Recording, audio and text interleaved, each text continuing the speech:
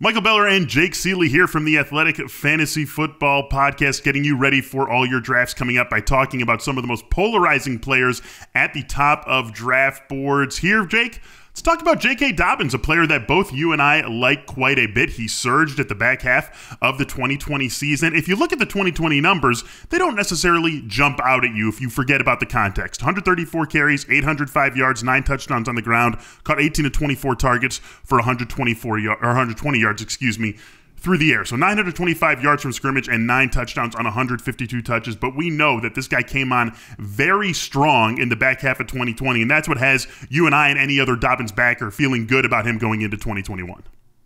Yeah, absolutely. Actually, is there a question there? Because we just raved how good he is. So do you just going to lay out and let you take it here.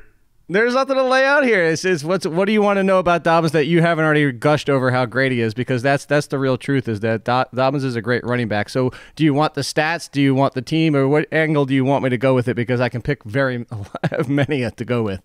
Well, how does he? What has us so excited then in 2021? What does he do in 2021 different from 2020 that makes him someone who was RB2 trending toward RB1 last season to full-fledged RB1 this season? Well, it's not so much what he didn't do last year. It's the role that he's taking of somebody that he's taking 2 years ago, and that was Mark Ingram, and the fact that Mark Ingram was a top 15 running back based off touchdowns and 200 total carries. It really comes down to that, and everybody wanted Mark Ingram last year in the 5th round because not Mark Ingram is great at this point of his career, but the offense he's playing in and those touchdowns. So everybody's worried about Gus Edwards' involvement, and everybody's also worried about, well, what does that mean for J.K. Dobbins and his touchdowns? Again, 200 carries from a running back who at that time isn't where J.K. Dobbins is talent-wise. If you talk about comparison player-wise of that time of Mark Ingram and J.K. Dobbins now. So if you just gave me 200 carries, I'm not worried about the touchdowns. We always talk that they're hard to predict and your regression going one way or the other. People reference the Atlanta Falcons in 2016 a lot. But the truth is, this is an offense that can sustain it. And yes, he's not going to score a touchdown every single game, unless maybe he does. Like Garrett Blount was doing that with the Patriots. And, there's certain teams in certain situations where we don't get hung up too much in, well, I don't know if this offense can sustain it. This is an offense that can, because Lamar Jackson opens things up for everybody. So 200 carries plus, and then plus what he sees in the receiving game, because that's the other factor here.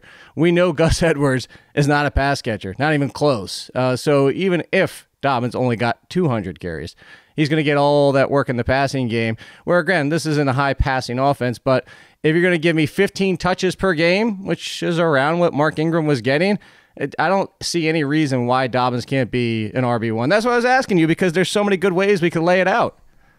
Well, let's talk about his involvement in the passing game, or what we might expect it to be. You obviously have a customizable cheat sheet and rankings that you can check out on The Athletic, and it's the passing game involvement for Dobbins, I think, that really decides, are you in or are you out? Because he's going, as a RB12 to RB15. Pretty much everyone has him somewhere in that range, maybe RB12 to RB16, right? Not quite an RB1 for everyone, but a high-end RB2 for everyone who doesn't have him as that RB1, and I think how involved you think he's going to be in the passing game is really what makes you either bullish on Dobbins or at cost or even bearish on Dobbins. So what do you see for him involvement in the passing game wise?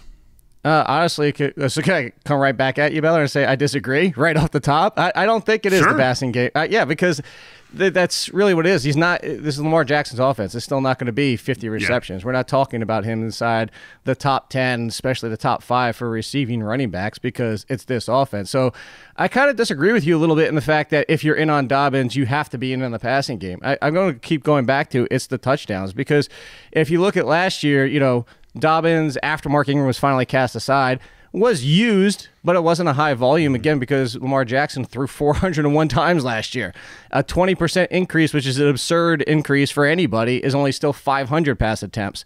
So I still see 25 to 30 receptions, which isn't a great number. It's not even exceptional. A big bump, though. It's a big bump from last year, 18 receptions. He was not. That's not that big of a bump when you figure the fact that he wasn't the starter until the end of the season. That's what I'm saying. Yeah, he wasn't the guy. He wasn't the guy until Mark Ingram finally got kicked aside. So where I'm going to go back with that is that once Mark Ingram was kind of cast aside, the concern and where I'm going to say why you could be in on Dobbins and not even say he has to have an enormous jump in the passing game is because once Ingram was done, Dobbins was a top 10 running back, and that was with everybody being concerned about Gus Edwards. Gus Edwards was a top 25 running back. Gus Edwards was involved and healthy and getting touches every single week.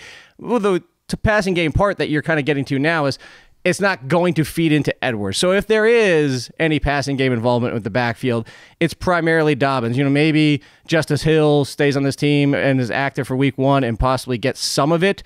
But the majority, despite it only being 25 to 30 receptions, probably at most, is going to be mostly Dobbins. Again, I'm going to go back to, I don't care about this backfield being touchdown dependent. This is a backfield that can go on it. So I understand your point in the passing game, but I think that if people get too tripped up on that, they'll be like, oh, he's not going to catch 40, 50 balls. Right. Don't worry about that. He doesn't need to. Yeah, I think we're making a similar point just in slightly different ways. I think that going from 18 catches to 32 catches, even though that's not going to make him among the leaders at the position, would be a big boon to what we see from him fantasy-wise, because we know that that running game role is locked in. And as you said, this is a team that can support 10 rushing touchdowns from running back 1 and 7 rushing touchdowns from Lamar and 6 rushing touchdowns from running back 2. That's just the brand of offense that this is. Do you know how many Mark Ingram had that year? He had 26 receptions and averaged 15 touches a game.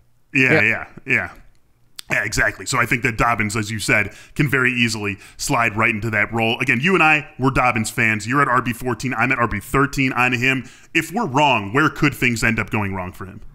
Well, obviously, go back to the touchdowns that I keep bringing up. Maybe it goes wrong, and I think it's 6 of 7 or 7 of 8 that Gus Edwards was goal-to-go situations. I think he maybe even side the 5. I have to find that out, but everybody can go find those stats out.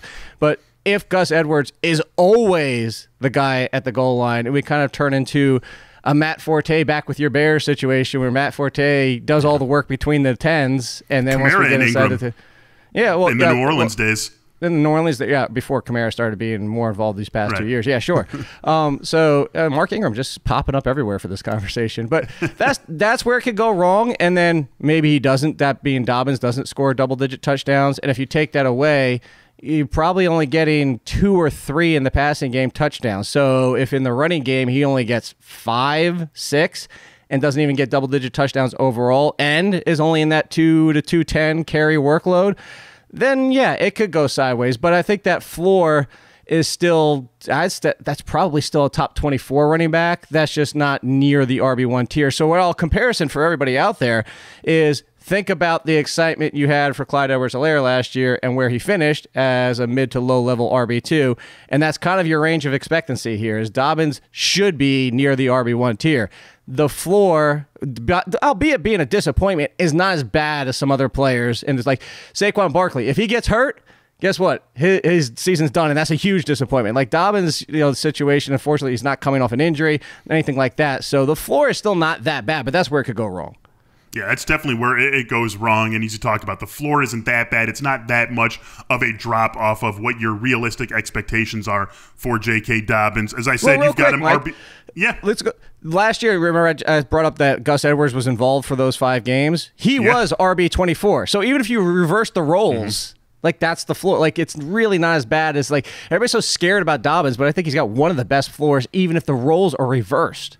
Yeah, I'm totally with you there. Obviously, if you're drafting him as RB14 and he's RB24, you're going to be disappointed. But it's not along the lines of him totally tanking your team disappointment. It would just be maybe a little bit of a value bust and not an actual bust. RB14 for you, RB13 for me. So in a typical draft, when does J.K. Dobbins enter your mind? In my mind, he's the second round and probably about the mid-second round. Most people, he's probably more at the 2-3 turn and into the third round because people are taking wide receivers. And there's a lot of hesitancy out there of Dobbins because of everything we were talking about here, is whether or not he should be in this conversation. And you see some people bringing in DeAndre Swift in this conversation in a similar situation where we don't know what the split's going to be. A lot of talent to be the lead guy. So you see him more along the lines of those running backs, which, again, usually fall into the third. I'm willing to go Dobbins mid to late second round, and I've had him in a few spots because I'm the one taking him.